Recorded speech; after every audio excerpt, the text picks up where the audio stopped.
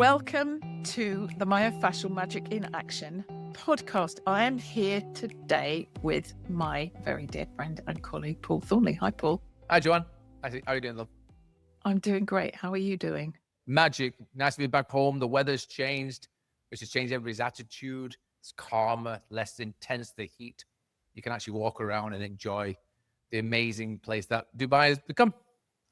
Well, it's great because, I mean, it's autumn here, October, November, we're entering winter. And it fascinates me because you go from unbearable hot to pleasant hot. And we go from hot to cool and cold. It's the greatest place on the earth for the next 4 months. It's the best place to be. You get the best views, the best scenic places to visit and enjoy the outside. It's nice to be outside. So today's episode is something we get asked about a lot, which is we call dysfunctional strength. What do I mean by dysfunctional strength? We get asked a great deal about basically two extremes. Let's look at it like that, or two ends of a spectrum. One is stretching to the nth degree. You're absolutely trained to do that in many yoga modalities, where we think of the lengthening and the stretching and let's just put it at lengthening tissue in order to make shapes in yoga, for example. And then the other end of that spectrum, which is strengthening. So we often think of lengthening and strengthening as being the two things that we have to do. But what I think is often missed, Paul, and I'm pretty sure you agree with me on this, is that each one is taken to extreme and in isolation at a price. And it's a very, very high price, because we both see it on our bodywork tables, is injuries basically caused by overcompression and injuries basically caused by over stretching. And what we're trying to do is not make everybody the same and bring everybody to the middle, but it is getting people to realize the natural intelligence and recalibration and searching to adapt that the fascia does, and knowing how to honor that. So before we go into all of those options, what is it particularly in Pilates, for example? I know you've just recently had an experience where you've declined to stay engaged in a place that's absolutely focused on strength, almost at the expense of style. Could we say that? Well, it's like all things that are fashionable. They get taken over by the enthusiasm of achieving something and entertaining an audience commercially. And to keep their commercial investment, they have to make sure they're meeting their client's expectation of what it is to move well. And unfortunately, what matters most now is aesthetics. What you look like, how you look like it, and how quickly you can attain that particular visual aesthetics. And that means muscle mass, shape, not functionality. And of course, one person's function is another person's dysfunction. So what really matters to me is that because my main job is to treat injuries that are created by people's approach to movement. And I was working in a facility where I really was loving educating, and I was often contradicting my other Pilates colleagues because of how they teach Pilates. And it's very much generated on complexity. And of course, there's a fun element to challenging people with fun movements. But if you allow the foundations of what create the success to come from to deteriorate, you really set people up to fail and then require a chronic pain specialist to manage what transpires out of that. Can I ask you, would you call that protocol over profile? In other words, here's the protocol, this is the sequence we learned, this is how we teach it, this is how we challenge you, and you've got to attain the protocol to obtain the results, even though they're going to put you on the bodywork table. It's the easiest way to commercialize a thing and sell it to the mass market. Is to have something that is, if you're an athletic reformer trainer, it means you're doing athletics and you're using a reformer in a way that will capitalize on that fashionable desire to do something hard. And I am from the other ilk. I am a Pilates instructor and ambassador, and I teach physiology.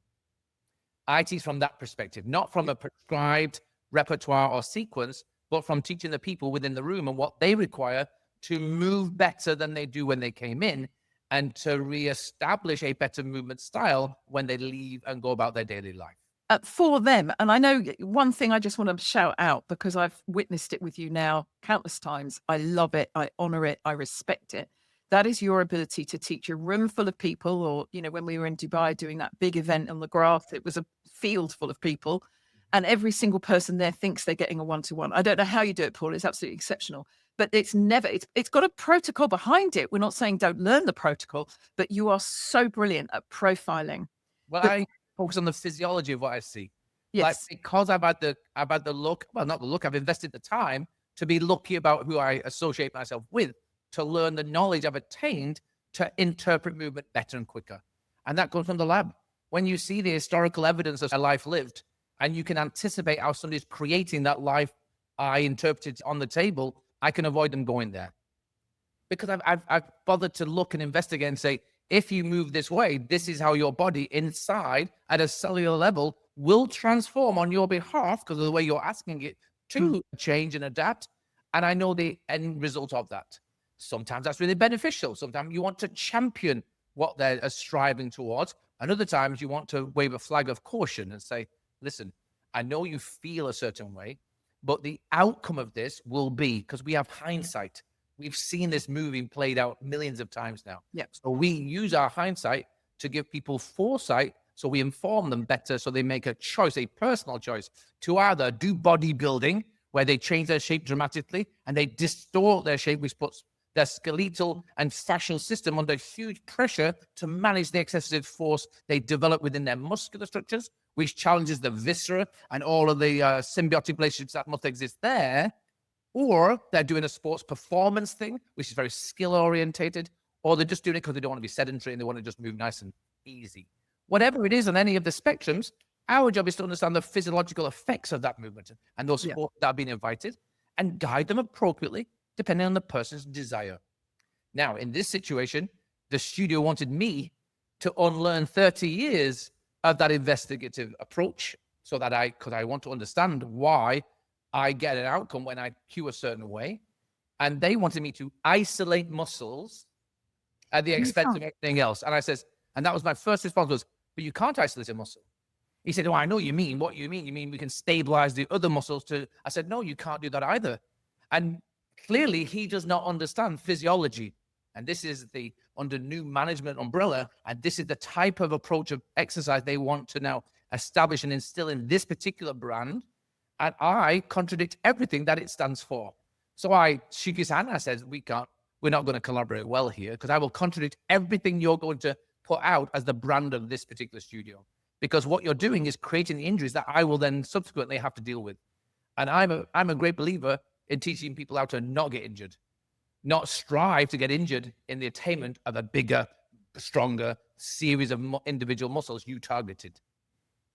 Well, Paul, I obviously I share this with you. I'm possibly working at the other end of the extreme, because I come across people like me who are hypermobile, who naturally bend and fold and stretch in inverted commas with great ease. Yes. And it's an extremely difficult thing not to do.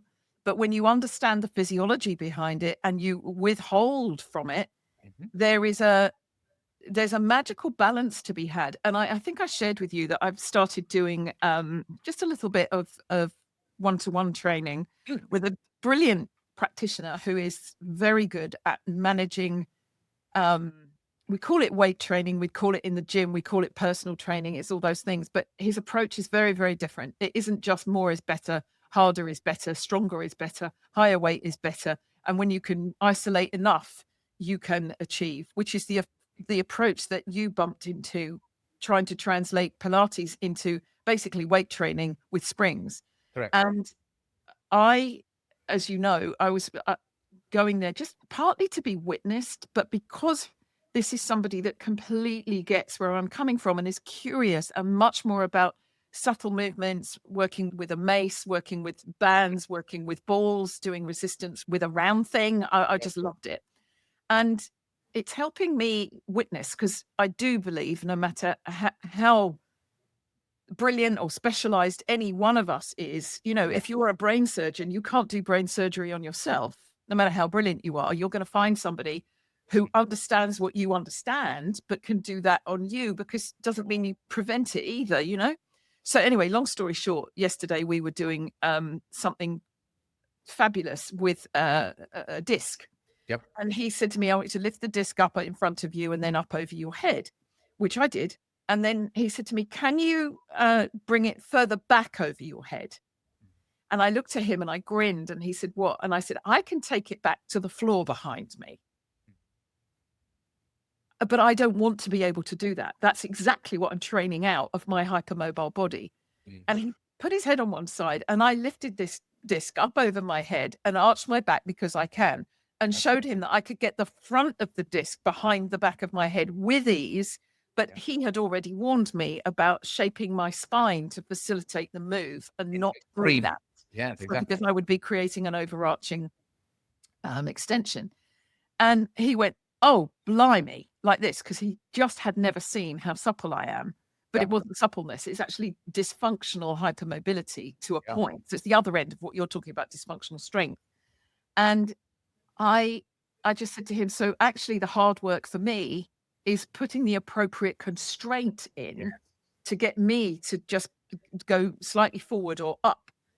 And his whole face lit up because it honored everything he was teaching me, but he just hadn't realized, because I'm fairly new as a client, the extent of my hypermobility. And so we ended up, he completely modified what he did afterwards, working arms separately, using spiral movements, all sorts of things you would have loved. But I think we're talking the same language in that he had the time, and you somehow managed to do this in a class. I don't know how you did it. He had the time to pick what worked for my specific physiology and honor it, because it needs to come towards what I call the fixed end of the spectrum a little bit, only towards my Goldilocks zone, right? Well, that's that. We want to champion these type of trainers that are really invested in the right time to assist the right type of clientele that they're attracting. And that's what's such a gift. And that guy sounds awesome. And we want to sing his praises and send a lot more clients in his direction. Because unfortunately, a lot of trainers in all fields, in all modalities, are not spending the time to understand the product they're actually dictating to their customers. And it's very important that we understand dosage and distance. And those two phrases that come to mind is, just because you can doesn't mean you should. Just because you can bend backwards doesn't mean you should have integrated with the movement. You should recognize that you can do it. And how do you limit it? By applying that conscious constraint so that you maintain a better quality of integration and structural integrity during any of the movements that you're then trying to invest time in, building upon and investing into your body so it benefits from them. And that's where we really have to, I put this big tagline, dysfunctional strength. If the strength you're attaining actually makes you ultimately weaker and challenges and compromises your structural integrity, then why did you go get it? And it can only be for one reason. It's because you wanted that dysfunctional strength to distort your shape into something you aspire to look like, because you would never use that strength in that meaningful way. For instance, why would you ever lift your hands directly above your head from below your head? Like, you would never do that. You would always reach forward in some way, and you might end up underneath the arm because you swang there. You might lift a box in front of you with your hands underneath or to the side, and you would lift it forward and take it to a cupboard or another placement, or it might be a sporting thing which you're trying to grab or elevate or throw, but you would never go up to grab something. You would never lift with your knuckles. We're not monkeys. And a lot of the lifting protocols ask us to move the very thing we are in the most inappropriate way, and then we wonder why the body gets inflamed and irritated, and then we have to manage this re-education of movement sequencing. Oh, and how many times have you had a bodybuilder on your table with shoulder issues at the acromioclavicular joint, the sternoclavicular joint, the glenohumeral joint, because that rhythm has been distorted, it's become distraught. And the other thing I see that drives me up the wall, I can't even tell you, if somebody's looking to animate strength through a shoulder, for example, and they're doing rows or great. But when they're lying on their back, pressing a barbell away from them, they are lying their full weight on the shoulder blade, the scapula, which needs to move. It needs to move to accommodate the motion, because that's the other end of the joint that they're damaging. And it's like, why would you lie on it? It wrecks my head, the logic of that.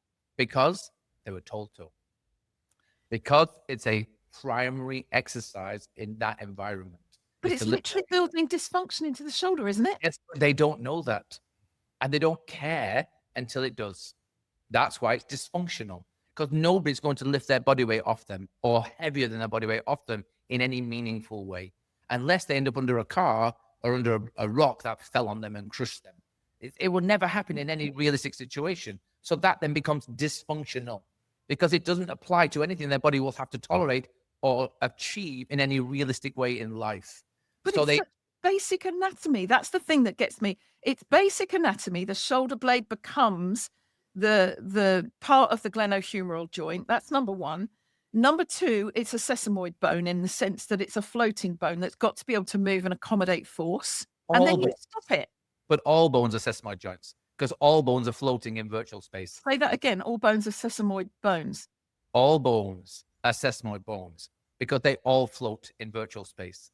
The fact that we try to stabilize them and inhibit them to create a foundation to move from is what creates the dysfunction that follows.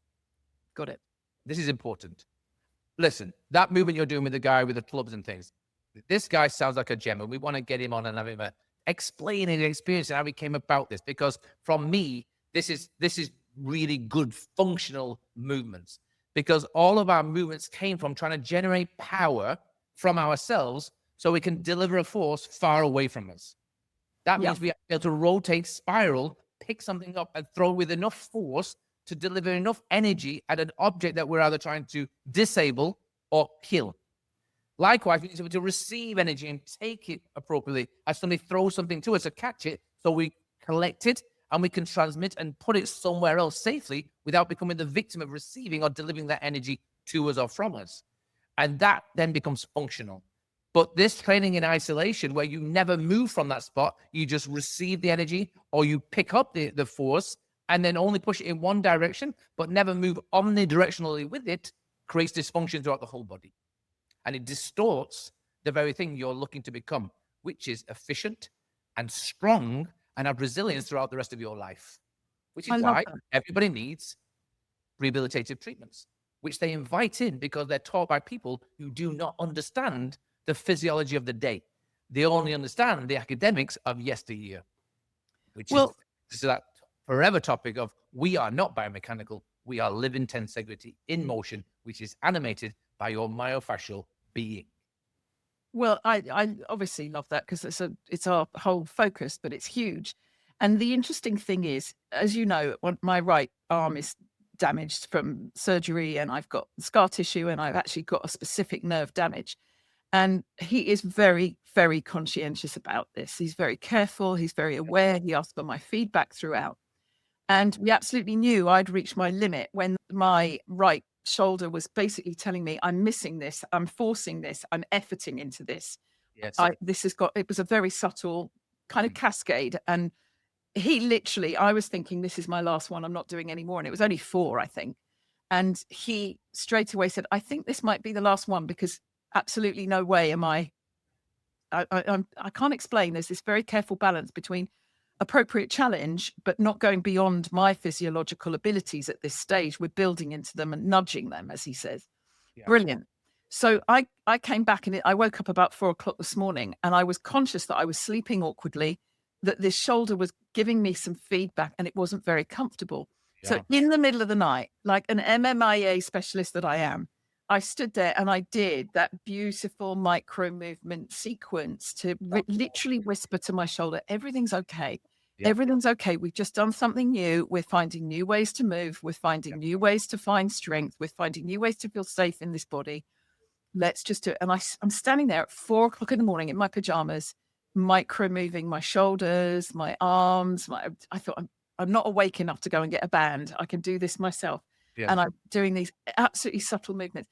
And I swear to God, it was like drinking medicine. You know that feeling that you get when you, I mean, I don't know, I don't drink, but I imagine it's a feeling you get when you really want a glass of wine and you take that sip, or I get it with coffee. Oh, my coffee. It's like It's that sensation. We can make that sound together. It's a relief, right? Yeah, it's relief. It's not Here's release. the thing. Relief. I say this to all of my clients because I preach it and I do it myself. Because I mean, remember, exercise, we've had this conversation 1,000 times, is not something a human being is designed to do repetitively at high intensities a lot.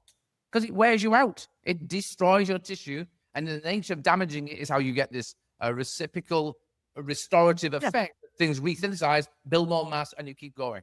But that mass is pathological, right? It's basically pathological. You destroy something to build it. You're exactly. Now, why destroy something that has longevity within itself? Yeah. And the longevity is the longevity of choice to use it well, not longevity of life. And these people that promote longevity of life are liars. Ask them how old I'm going to maintain or attain if I train with them. And they can't come up with the figure because the statistics are the same around the world. Whether you train or don't train, a man lives till about 80 and a woman lives to 83. There or thereabouts, give or take 5 to 10 years in either direction, whether you train or don't train. What you want to attain is the joy of moving, the joy of movement. And that requires you to enjoy the thing you're doing. If you like lifting weights, you're doing it because you like lifting weights. It's got nothing to do with your health. It's got to do with your enjoyment of doing something that you get some physical and mental feedback from. But the key to it is when you do training and you do exercise, which is based on performance and data, then you're always trying to do it to fatigue. You're always trying to beat a number. Instead of thinking, how long can I sustain the quality of this movement for? Before I end up that fatiguing duration, which then results in defensive responses of myself to prevent me doing it.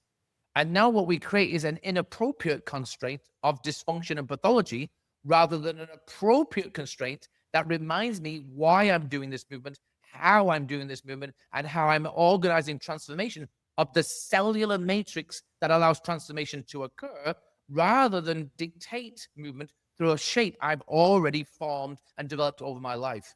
Because things change at the cellular level. They do not change at the macro level. And everybody's moving a shape they already are, which is what reinforces its dysfunction that they're inviting into their life. Instead of like our micro movements, if we micro position things, you invite cellular awareness and cellular transformation to reorganize and transform so you can perform for longer in a particular way that you like and desire to do. Whereas when you go macro and you go big, you're already overwhelming a shape that is already poorly organized, which has its natural limitations because it's distorted. And you're forcing it to create a bigger, more dysfunctional shape, which will not benefit you in the long run. Well, the difficulty for me is this. I'm not saying don't do yoga, and I'm not saying don't do Pilates, and I'm not saying don't do your martial arts or any other spoke in the wheel of options we have for activities. Go do them. Love it. But I think what we're doing with Myofascial Magic in action, and we're very dedicated to it, and now we've got teachers around the world getting these results with and for their clients in all modalities, even manual therapists. So they're working with athletes and sports people, all sorts. Is this cross-threading where we're joining the dots and weaving the web between the spokes, whatever your modality, and making it like a safety net. And for me, because I'm a yoga therapist, I'm a yoga teacher, and I see these movements, what I'm able to do is encourage somebody who's very, very bendy naturally, who's drawn to yoga because it's their thing, but bring them to their Goldilocks zone. And what I'm experiencing for myself is being one of those people, being brought there by moving towards the fixed end of the spectrum in my practice, but intelligently, carefully, spacing it out. I'm not saying don't do it. I'm saying do it with brilliance and enhance your body's gradient from 0 to 100. Because going straight into a gym with weights is like going from 0 to 100 with no in between. It's like getting out into your car and consistently forcing the accelerator to the floor without going up through the gears. At this point in this magical discussion, Paul's internet broke down. So it kind of seemed to end rather abruptly, even though we were in the process of completing the conversation. So what I'd love to share with you is that the work Paul and I do together is entirely devoted to assisting people in that in-between place of what we call it prehab that loves avoiding rehab. It tunes the body so that rather than jamming your foot to the accelerator and forcing the vehicle you're in to drive, although I don't like the mechanical reference. What we're doing is bringing ourselves back to understanding through the knowledge of how the fascial matrix works and how myofascial integration actually happens when we train, how we can find the balance for ourselves and use our own bodies as feedback. It's really crucial knowledge, and it makes such a difference. And what's so fabulous for us is we have, I think it's the most brilliant course, obviously I do, for practitioners to manage all this in between so that the strength that you're pursuing or the length that you're pursuing can actually be done in a way that honors your form and honors the form of those with whom you work. So wherever you are listening to this, thank you so much. If you're on the podcast, you can click on the show notes. And if you're watching on YouTube, you can see the links below. Please press the subscribe button to find out about more episodes coming up. I'll be doing one very soon with John Sharkey, clinical anatomist and exercise physiologist, all based on a recent paper on stretching.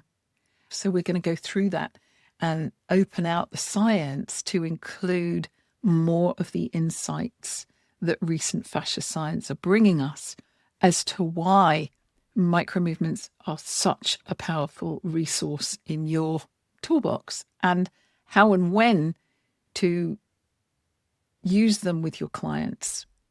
I really, really appreciate your comments. I really appreciate your feedback, and I really appreciate your listening. I wish you well, and wherever you are right now, whether you're sitting or standing, walk with joy, sit with ease, and don't forget to micro move and keep your tissue awake and alive and full of vitality. God bless you. Take good care.